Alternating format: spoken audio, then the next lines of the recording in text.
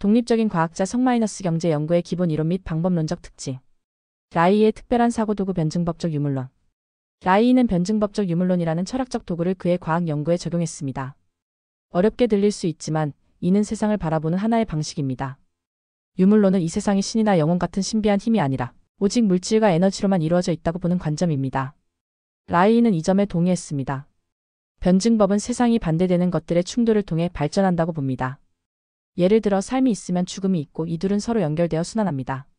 라이는 이 도구를 비온비아이온 실험에 적용했습니다. 그는 생명체가 죽어서 썩을 때 죽음, 그 안에서 새로운 미생물삶이 나타나는 것을 관찰했습니다. 그는 이것을 단순한 부패가 아니라 에너지가 한 형태에서 다른 형태로 변증법적으로 변하는 과정이라고 해석했습니다. 이 생각은 그를 중대한 가설로 이끌었습니다. 그는 생명 현상에는 두 가지 반대되는 힘, 즉 생명을 촉진하는 힘그의 PA 비온과 생명을 파괴하고 죽음으로 이끄는 힘그가 나중에 T-박테리아라고 부른 것이 있다고 보았습니다. 이 두 힘의 싸움이 건강과 질병, 특히 암을 결정한다고 생각했습니다. 또한 그는 이 사고방식을 통해 기계론과 생기론의 오랜 논쟁을 해결했다고 믿었습니다. 생명체는 기계가 아니지만 기계론 반대, 신비한 영혼을 가진 것도 아닙니다. 생기론 반대. 대신 생명체는 특별한 방식의 에너지 운동을 하는 물질일 뿐이었습니다. 그 특별한 방식이란 바로 그가 발견한 긴장 충전 방전. 이완이라는 4단계 리듬 오르가즘 공식이었습니다. 생명의 수수께끼 기계적인 팽창이 어떻게 전기를 만드는가? 라이는 실험에서 가장 큰 수수께끼에 부딪혔습니다. 그것은 기계 마이너스 전기적 도약의 문제였습니다. 죽은 풀이나 모래가 물에 불어 팽창 기계적 현상할 때 어떻게 거기서 갑자기 전기비온의 전하가 생겨나는가? 그는 이의 답을 콜로이드 화학에서 찾았습니다.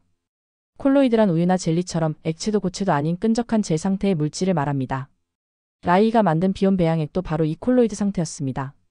콜로이드 입자 비온들은 자연적으로 표면에 전기를 띠는 성질이 있습니다. 이 전기 때문에 입자들은 서로 밀어내며 물속에 떠다니고 배양액이 흐려짐 활발하게 움직입니다. 라이는 다음과 같은 획기적인 가설을 세웠습니다. 그가 모래나 석탄을 불에 새빨갛게 달구었을 때 그 엄청난 열에너지가 물질의 단단한 결합을 깨뜨렸습니다. 이때 물질 속에 갇혀있던 에너지가 풀려나와 방출되었고 이 에너지가 바로 비온 입자들의 전기 전하가 되었다는 것입니다. 즉 열에너지가 생명에너지로 변환된 것입니다. 라이의 철칙 살아있는 상태로 관찰하라. 라이는 당시 과학계의 표준적인 연구 방식을 정면으로 비판했습니다. 당시 생물학자들은 생명체를 연구하기 위해 그것을 죽이고 포르말린 같은 화학 약품에 담가 굳히고 고정 얇게 잘라서 염색했습니다. 라이는 이것이 끔찍한 실수라고 생각했습니다. 그는 파리의 경제를 연구하겠다면서 도시의 시체, 안치소에 있는 시체만 뒤지는 것과 같다고 비유했습니다. 생명의 본질은 구조가 아니라 기능과 움직임에 있기 때문입니다. 그는 살아있는 비온이 어떻게 움직이고 맥동하고 빛을 내는지를 관찰하는 것이 죽은 세포의 껍데기를 염색해서 보는 것보다 훨씬 중요하다고 믿었습니다. 주류 과학자들의 차가운 반응. 라이의 친구들은 이 놀라운 발견을 저명한 마르크스주의 과학자들인 J. B. S. 홀데인과 J. D. 버널에게 알리려 했습니다. 홀데인은 너무 비정통적이다라는 이유로 읽기조차 거부했습니다. 물리학자였던 버널은 책을 읽어보긴 했지만 비판적이었습니다. 그는 라이의 발견 팽창이 흥미롭긴 하지만 생명의 핵심은 에너지가 아니라 화학적 구조온 날의 DNA에 있다고 믿었습니다. 또한 그는 라이비온처럼 지금 당장 생명이 탄생한다는 생각을 순진한 마술이라고 일축했습니다. 그는 생명은 수백만 년 전 원시 지구의 특별한 환경에서만 탄생했을 것이라고 믿었습니다. 이 지점에서 라이는 자신이 다른 과학자들과 근본적으로 다르다는 것을 깨달았습니다. 그들은 구조를 볼 때 라이는 에너지와 기능을 보았습니다. 그는 공산당에서 쫓겨난 자신의 정치적 상황과 더불어 과학적 견해도 그들과 너무 다르다는 것을 알고 자신의 고유한 방법을 변증법적 유물론 대신 에너지 기능주의 에너지틱 FUNCTIONALISM라고 부르기 시작했습니다.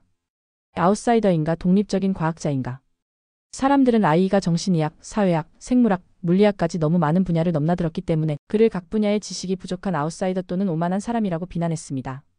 하지만 이 책은 다른 관점을 제시합니다. 그는 단순히 외부인이 아니라 의도적으로 독립적인 과학자의 길을 걸었다는 것입니다. 피터 미첼 화학이나 제임스 러브록 가이아 이론처럼 그의 아이디어는 기존의 어떤 학문에도 속하지 않았기 때문에 그는 기존의 틀 밖에서 연구할 수밖에 없었습니다. 그는 정신분석학회와 공산당에서 자발적으로 나온 것이 아니라 그들의 틀에 맞지 않는다는 이유로 쫓겨났습니다. 심지어 그의 전 부인이나 동료들은 그가 정신병자라는 악의적인 소문을 퍼뜨려 그를 더욱 고립시켰습니다. 라이의 독특한 연구법 직관과 내적 비판. 라이는 과학자가 직관 인투이션을 사용하는 것을 부끄러워하지 않았습니다. 그는 현미경으로 아메바의 움직임을 볼 때 그 움직임을 자신의 몸 안에서 느낀다고 했습니다. 그는 이런 생명체에 대한 감각이 새로운 발견을 위한 필수적인 놀이 같은 도약이라고 주장했습니다. 하지만 그는 이것이 끝이 아니라고 강조했습니다. 직관으로 무언가를 발견했다면 그 다음에는 반드시 강박적일 정도로 엄격한 통제 실험으로 그것을 증명해야 한다고 했습니다. 그는 동료 과학자들이 자신을 비판하는 방식에도 문제가 있다고 보았습니다. 그는 그들에게 내적 비판 이머넌트 크리티시즘을 요구했습니다. 이것은 당신들의 기준으로 내 연구를 판단하지 말고 내 연구가 기반한 성마이너스 경제학과 오르가즘 이론을 먼저 공부한 뒤 그 체계 안에서 내 연구가 논리적인지 비판하라는 요구였습니다. 예를 들어 세균학자가 비온을 보고 이건 그냥 포도상 구균이네라고 말하는 것은 라이에게는 의미 없는 비판이었습니다. 그 세균학자는 비온이 어떻게 만들어졌는지 백열 가열, 어떻게 움직이는지 맥동, 어떤 에너지를 가졌는지 전혀 고려하지 않았기 때문입니다. 하지만 이런 라이의 요구는 주류 과학자들에게는 내 이론을 비판하려면 먼저 내 신자가 되어라라고 말하는 것처럼 들렸고 그를 더 고만한 이단아로 보이게 만들었습니다.